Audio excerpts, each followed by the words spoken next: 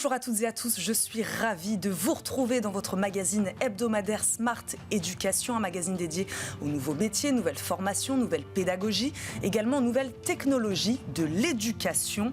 Comme chaque mois, désormais, nous faisons un focus sur une actualité du monde éducatif. Aujourd'hui, le projet de loi Asile et Immigration. Pourquoi en parle-t-on? Parce que les étudiants étrangers sont également visés par ce texte. Notre invité, lui, les connaît bien, les obstacles rencontrés par ces étudiants exilés qui arrivent en France, puisque ce parcours, c'est aussi le sien. Originaire de Syrie et contraint à l'exil, il arrive à Paris et finit par être accepté à l'université. Il décide de s'engager en créant l'Union des étudiants exilés, l'UEE. Rudy Haussmann, le fondateur donc, de cette association, est avec nous aujourd'hui. Bonjour Rudy.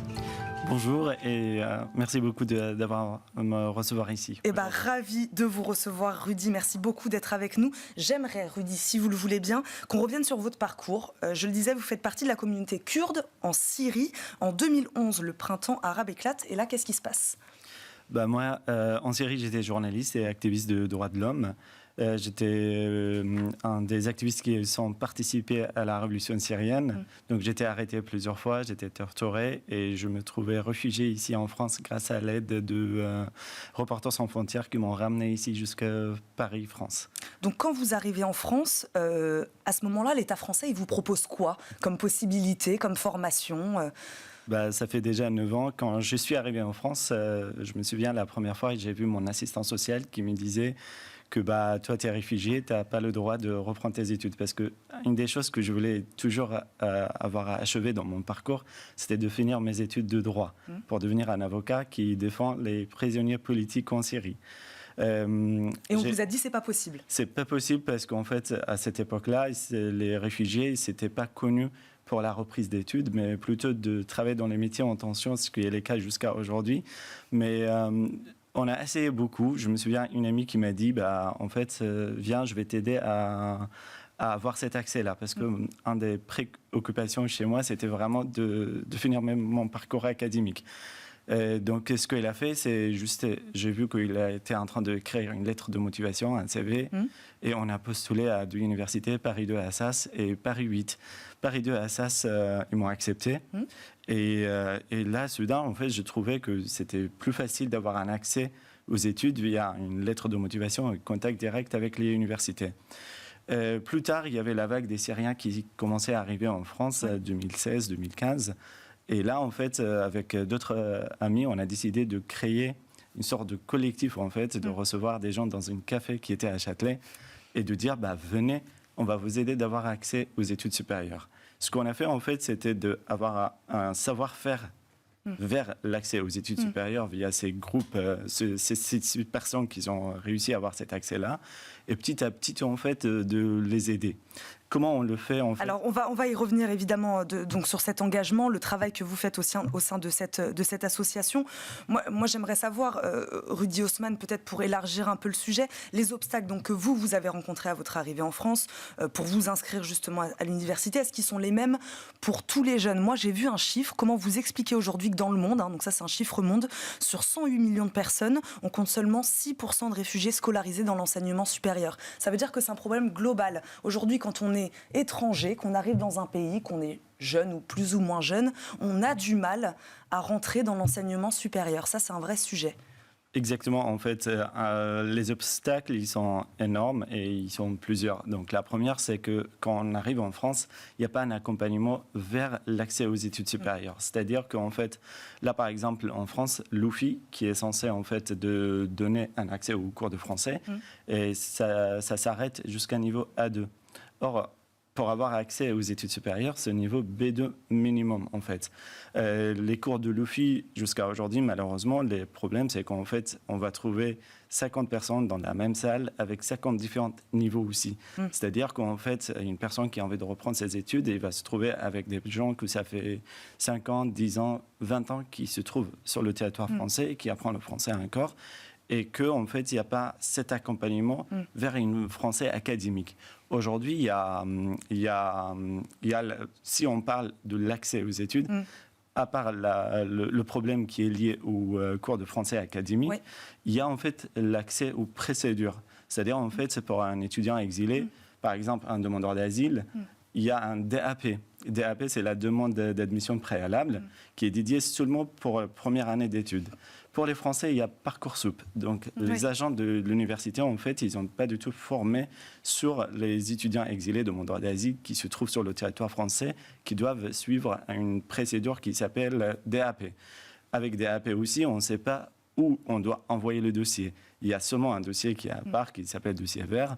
C'est 15 pages. Il faut remplir 3 dossiers différents pour 3 universités seulement. Et oui, et ça, s'il y a la barrière de la langue, en plus, c'est quand même difficile d'être accompagné sur cette procédure administrative-là, quoi. C'est ça, exactement. Et après aussi, si on dit, admettons qu'en fait, elle a réussi à envoyer le dossier, et à être admis à la fac, en fait, il n'y a pas un accompagnement dédié à ces étudiants-là. On parle des étudiants du Erasmus, qu'il y a le réseau du Erasmus qui travaille à les intégrer, à faire une semaine d'accueil, qui explique les procédures, où se trouvent les cours, où se trouvent les salles, les lexiques spécifiques, en fait, pour trouver les cours ONT et tout ça. En fait, un étudiant réfugié, exilé, demandeur d'asile qui se trouve dans des cours à la fac. Lui n'a pas du tout ces mêmes droits, ces mêmes accompagnements, ces mêmes guidelines qui lui permettent d'aider et d'accéder à l'enseignement supérieur. Donc voilà, expliquez-nous, Rudy,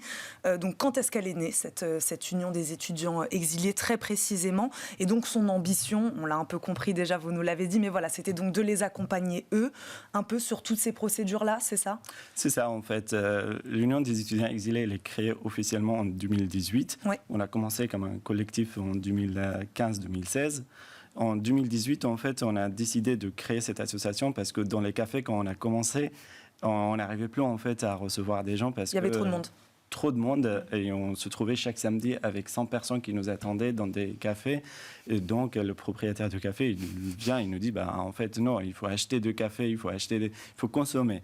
Donc, c'était en ce moment-là qu'on a dit, en fait, on va devenir une association. Donc, on va avoir beaucoup de bénévoles, on va avoir des salariés aussi qui peuvent faire cet accompagnement-là.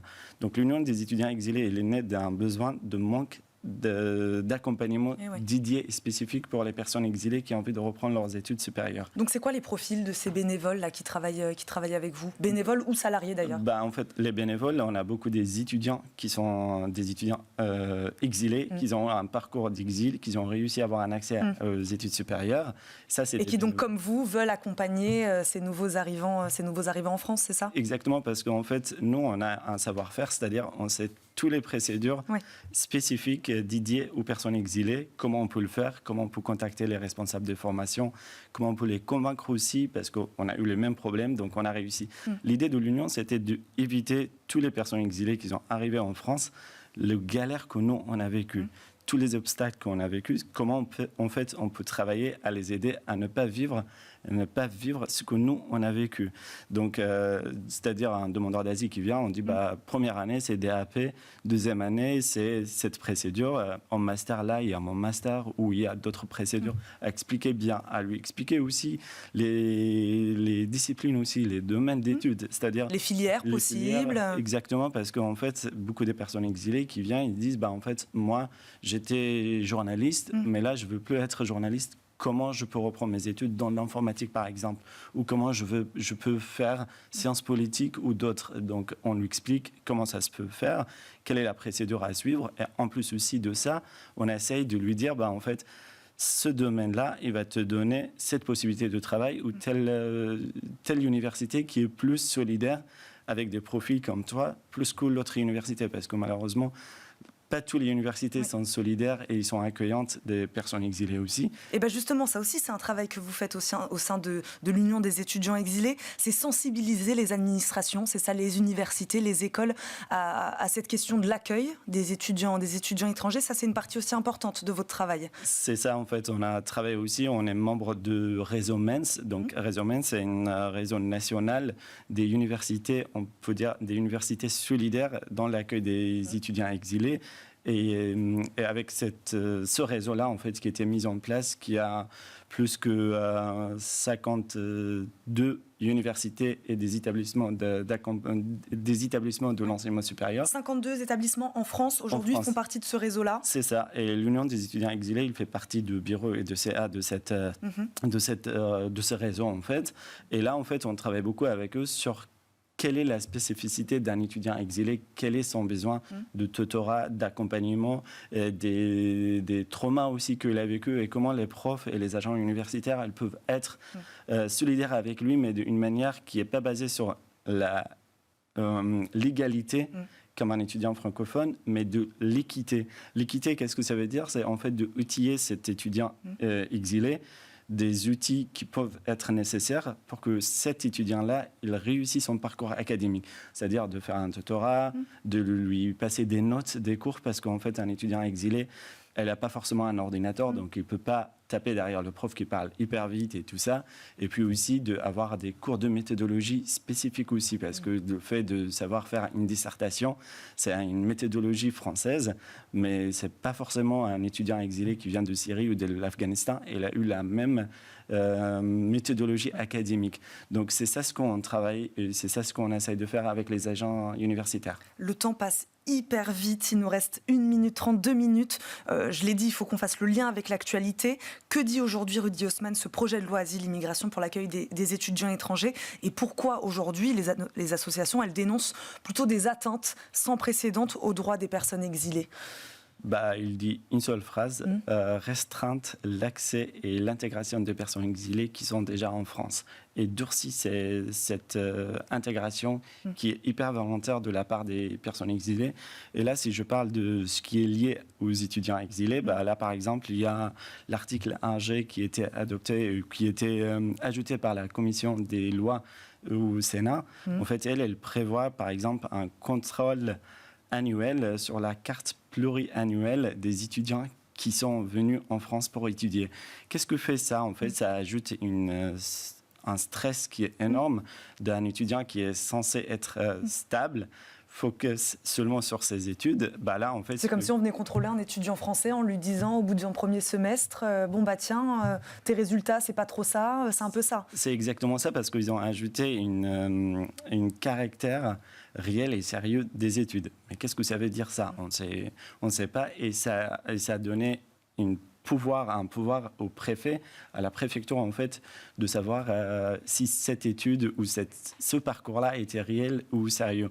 Et ça en fait, ça limite aussi la liberté académique aussi et la liberté des universités aussi de faciliter l'intégration et l'accès des étudiants étrangers et exilés aussi. Donc vous, en quelques secondes, qu'est-ce que vous faites en ce moment là pour essayer de contrer ce projet de loi Asile-Immigration? On appartient à un groupe collectif qui est géré par Vox Public et coordonné par Vox Public.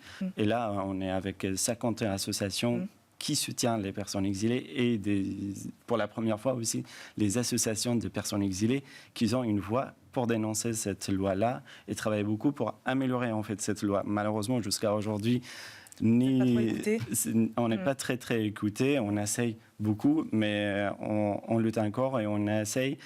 Avec les actualités, on voit que ça va devenir de plus en plus dur, mais on travaille beaucoup pour changer cet accès-là et cette intégration pour que ça devienne une intégration réelle et facile des étudiants et des personnes exilées. Bon courage Rudy Haussmann pour ce combat qui est très noble. Je rappelle, vous êtes le fondateur de l'Union des étudiants exilés. Merci beaucoup d'être venu sur le plateau de Smart Education aujourd'hui. Merci à vous de nous avoir suivis. On se retrouve très vite pour un nouveau numéro de Smart Education. À très vite. Ciao.